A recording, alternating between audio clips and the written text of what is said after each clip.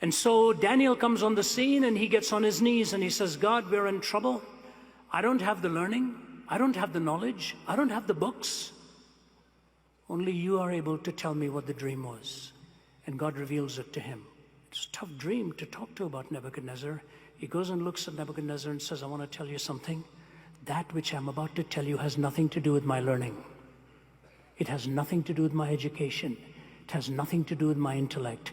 It has everything to do with God's wisdom. And now I will unfold to you your dream.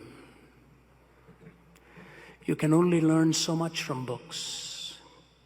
You can only learn so much from education.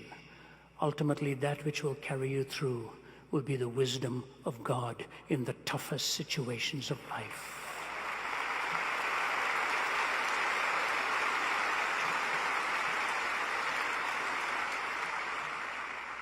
I remember a few years ago, the former Archbishop of Canterbury, George Carey, asked 5 of us men to go with him to meet with the Israeli and the Palestinian leaders to try and bring them together. We'd worked hard for several days. We were exhausted. And that afternoon, they'd gone to see Yasser Arafat. I backed out of that. I just didn't feel it was right. I felt we were going to be used by him. As it turned out, it was right. That's on an aside. The last one we met with was Sheikh Talal, one of the 4 founders of Hamas. And he was a powerfully built man. Room filled with them puffing tobacco and so on. Served us a great meal. He'd spent 18 years in prison. He'd lost some of his children as suicide bombers. Archbishop Carey led in the talk, bringing him to a point, and then it was getting close to leaving time. He gave each one of us 5 men a chance to ask him one question. I asked him mine. I won't tell you what it was. It was a very private setting. But I didn't like his answer. Finally looked at him. I said, Sheikh Talal, you and I may never meet again. But I don't like your answer, sir, and I want to tell you something. So not far from where you and I are sitting, there's a mountain. 5,000 years ago, a man by the name of Abraham climbed up that mountain to offer his son as a sacrifice. Remember that? He said, yes. I said, let's not argue about which son it was. Let's just agree it was his son. He said, yes. I said, Abraham takes this boy up, and the axe is about to come down, and God stops that harm. He says, that's right. I said, what did God say? And he just stared at me. I said, you know what God said? God said, stop. I, myself, will provide. He said, that's right.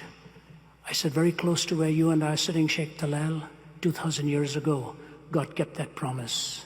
And he took his own son up that hill. And this time the axe did not stop. He just kept staring at me. I said, Sheikh, until you and I receive the Son God has provided for you and me, we will be offering our own sons and daughters on the battlefields of this world for position, power, land, and prestige.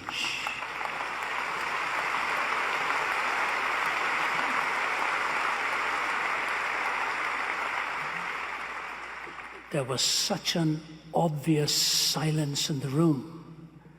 And the Archbishop said, I think it's time for us to go. I said, brother, I've blown it. I was walking up towards the stairs where we were to head down.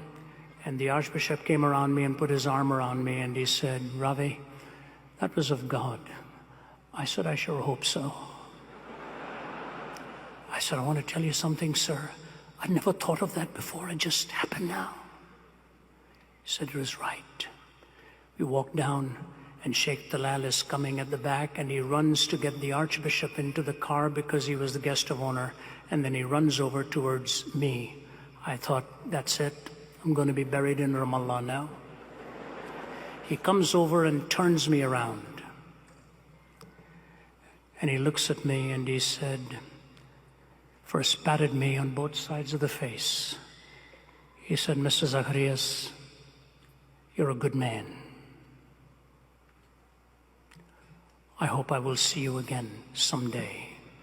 And he wipes the tear off, opens the car door after giving me a big hug, a kiss on both sides of the face, and helps me in. I don't know if I'll ever see him again. But I do know this much, that in that fraction of a moment, God gave me the privilege with His wisdom to share the story of the cross.